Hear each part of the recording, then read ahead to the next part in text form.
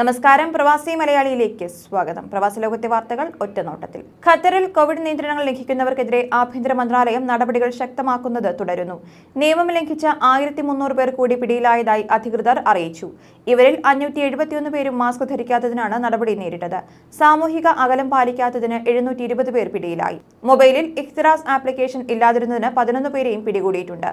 വാഹനത്തിൽ അനുവദനീയമായ എണ്ണത്തിലും കൂടുതൽ പേരെ കയറ്റി സഞ്ചരിച്ചതിന് 12 പേരെയും ക്വാറന്റൈൻ നിയമങ്ങൾ ലംഘിച്ച 2 പേരെയും പിടികൂടിയിട്ടുണ്ട്.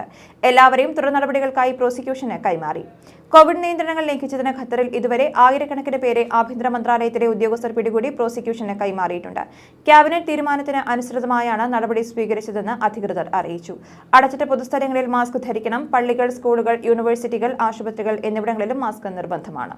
യാത്രക്കാരെ ആകർഷിക്കാൻ 3-in-1 ഓഫറുമായി എയർ ഇന്ത്യ. ദുബായിൽ നിന്ന് ഇന്ത്യയിലേക്ക് പറക്കാൻ 310 ദിർഹമാണ് ഈടാക്കുക. കൂടാതെ ഇക്കണോമി ക്ലാസ്സിൽ 40 കിലോയും ബിസിനസ് ക്ലാസ്സിൽ 50 കിലോയും സൗജന്യ ബാഗേജ് പരിധിയുമുണ്ട്. ഒരു തവണ യാത്രാ തീയതി സൗജന്യമായി മാറ്റാനും അവസരമുണ്ട്. തിരുവനന്തപുരം, കൊച്ചി, കോഴിക്കോട്, കണ്ണൂർ ഉൾപ്പെടെ 9 സെക്ടറുകളിലേക്കാണ് ഈ നിരക്കിൽ യാത്ര ചെയ്യാനാവുക. അഹമ്മദാബാദ്, അമൃത്സർ, ബംഗളൂരു, ചെന്നൈ, ഡൽഹി, ഹൈദരാബാദ്, ഇൻഡോർ, ജയ്പൂർ, മുംബൈ എന്നിവയാണ് 310 ദിർഹത്തിന് ടിക്കറ്റ് ലഭിക്കുന്ന മറ്റ് സെക്ടറുകൾ. ലക്നൌവിലേക്ക് 330 ദിർഹവും ഗോവയിലേക്ക് 540 ദിർഹവുമാണ് കുറഞ്ഞ നിരക്ക്. യുഎയിൽ നിന്ന് ഇന്ത്യയിലേക്കുള്ള യാത്രയ്ക്ക് മാത്രമാണ് ഈ ആനുകൂല്യം. ഈ മാസം 31-നകം ടിക്കറ്റ് എടുക്കുകയും മാർച്ച് 31-നകം യാത്ര ചെയ്യുകയും വേണമെന്ന നിബന്ധനയുണ്ട്. താൽപര്യമുള്ളവർക്ക് എയർ ഇന്ത്യ ഓഫീസിൽ നേരിട്ട് ബന്ധപ്പെടാം. യുഎയിൽ ബുധനാഴ്ച വരെ കനത്ത മഴയ്ക്ക് സാധ്യതയുണ്ടെന്നും ജനം ജാഗ്രത പാലിക്കണമെന്നും കാലാവസ്ഥാ നിരീക്ഷണ കേന്ദ്രം അറിയിച്ചു. ശനിയാഴ്ച രാത്രി അബുദാബി, ദുബായ്, എമിറേറ്റുകളിൽ തുടങ്ങിയ മഴയും കാറ്റും ഇന്നലെ പകലും തുടർന്നു. അബുദാബിയുടെ തീരപ്രദേശങ്ങളിൽ ശക്തമായ മഴ ലഭിച്ചിരുന്നു. ദുബായിലും വടക്കൻ എമിറേറ്റുകളിലും സാമാന്യം ഭേദപ്പെട്ട മഴ പെയ്തു. പകൽ ആകാശം മൂടിക്കിട്ടിയ അവസ്ഥയിലായിരുന്നു. ദുബായ് ദേറ ക്രീക്കിന് മുകളിലൂടെ നിർമ്മിച്ച ഇൻഫിനിറ്റി പാലത്തിലൂടെ ഗതാഗതം ആരംഭിച്ചു. ഇരുദിശകളിലേക്ക് മണിക്കൂറിൽ 24,000 വാഹനങ്ങൾക്ക് കടന്നുപോകാം. പുതിയ പാലം തുറന്നതോടെ ഷിന്തഗ ടണലിൽ ദേറയിൽ നിന്ന് ബർദുബായ് ദിശയിലേക്കുള്ള ഗതാഗതം 2 മാസത്തേക്ക് നിർത്തിവെച്ചു. 500 കോടി ദിർഹത്തിന്റെ ഷിന്തഗ കോറിഡോർ പദ്ധതിയുടെ ഭാഗമായാണ് ഇൻഫിനിറ്റി പാലം പൂർത്തിയാക്കിയത്. ക്രീക്കിൽ നിന്ന് 15.5 മീറ്റർ ഉയരത്തിലാണ് 300 മീറ്റർ നീളവും 22 മീറ്റർ വീതിയുമുള്ള പാലം. ഇരുഭാഗത്തേക്കും 6 ലൈനുകൾ വീതമുണ്ട്. ക്രീക്കിലൂടെ എത്ര വലിയ ജലയാനങ്ങൾക്കും കടന്നുപോകാം. സൈക്കിൾ, കാൽനട യാത്രക്കാർക്കായി 3 മീറ്റർ ലൈനുണ്ട്. കാൽനട, സൈക്കിൾ യാത്രക്കാരുടെ സൗകര്യാർത്ഥം പാലത്തിന്റെ ഇരുഭാഗത്തും 2 കൂറ്റൻ ലിഫ്റ്റുകളുണ്ട്. കോവിഡ് ബാധിതർ ക്വാറന്റൈൻ മാർഗനിർദ്ദേശങ്ങൾ കർശനമായി പാലിക്കണമെന്ന് ദുബായ് ഹെൽത്ത് അതോറിറ്റി നിർദ്ദേശിച്ചു. പോസിറ്റീവ് ആയതു മുതൽ 10 ദിവസം ക്വാറന്റൈനിൽ കഴിയണം. അവസാനത്തെ 3 ദിവസം മരുന്നില്ലാതെ രോഗലക്ഷണങ്ങൾ പൂർണ്ണമായി മാറിയാൽ ഐസൊലേഷൻ അവസാനിപ്പിക്കാം.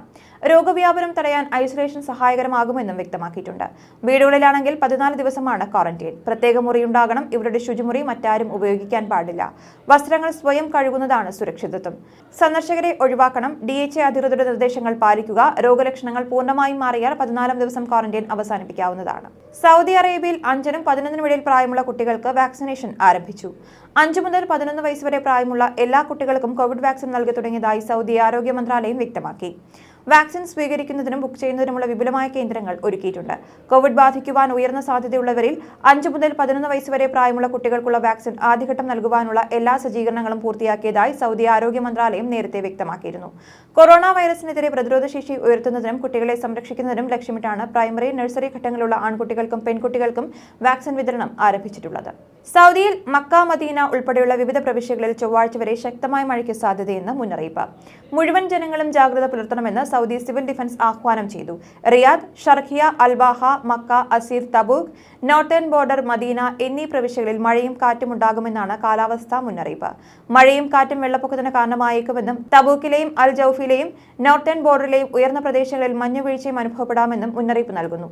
രാജ്യത്തിന്റെ പല ഭാഗങ്ങളിലും താപനില 0 ഡിഗ്രിക്കും 5 ഡിഗ്രിക്കും ഇടയിലായിരിക്കുമെന്നും നിരീക്ഷണത്തിൽ പറയുന്നു. ന്യൂസ് ഡെസ്ക്, പ്രവാസി മലയാളി.